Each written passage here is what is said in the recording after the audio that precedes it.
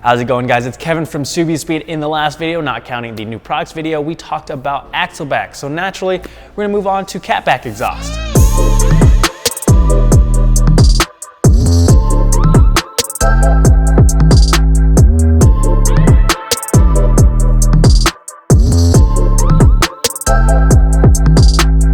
A catback exhaust is one of the first modifications we usually see people do to their cars. But what exactly is a catback exhaust? Well, it's the portion of your exhaust that is behind your catalytic converter, so it doesn't mess with your emissions, so your car stays emissions compliant. It's usually made up of a mid pipe with or without a resonator, a Y pipe, and then the muffler section.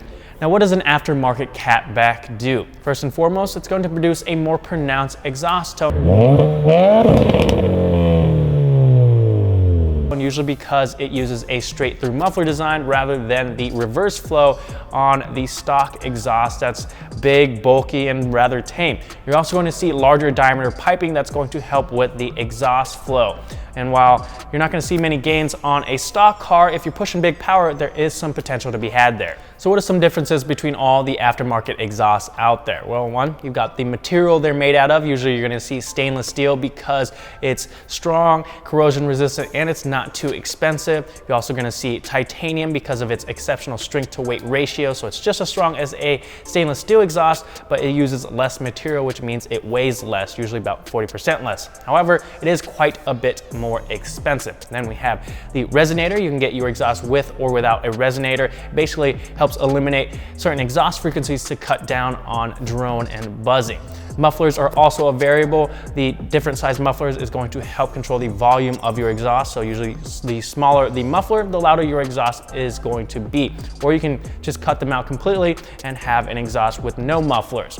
Last but not least, we have the tips. You'll see anything from 3 inches to 4 inches with a stainless steel polish finish, diamond black, or burnt titanium, to name a few. You can get a quad tip setup, which is 2 tips on both sides, or dual tip setup, which is 1 on each side, or you can go with a single exit, which means the exhaust exits out on either the driver or passenger side and leaves one of the exhaust holes open.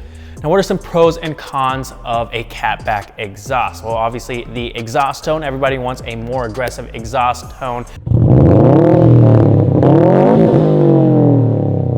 I also mentioned the larger diameter piping is going to free up some exhaust gas flow. Usually you're going to see 3-inch piping that splits into dual 2.5-inch piping, or some exhausts have 3-inch piping all the way through. You're also going to be reducing some weight. These stock mufflers weigh in at 13 pounds each, so there is some weight savings to be had there. And then obviously you are able to customize the look of your tips. Now, for the cons.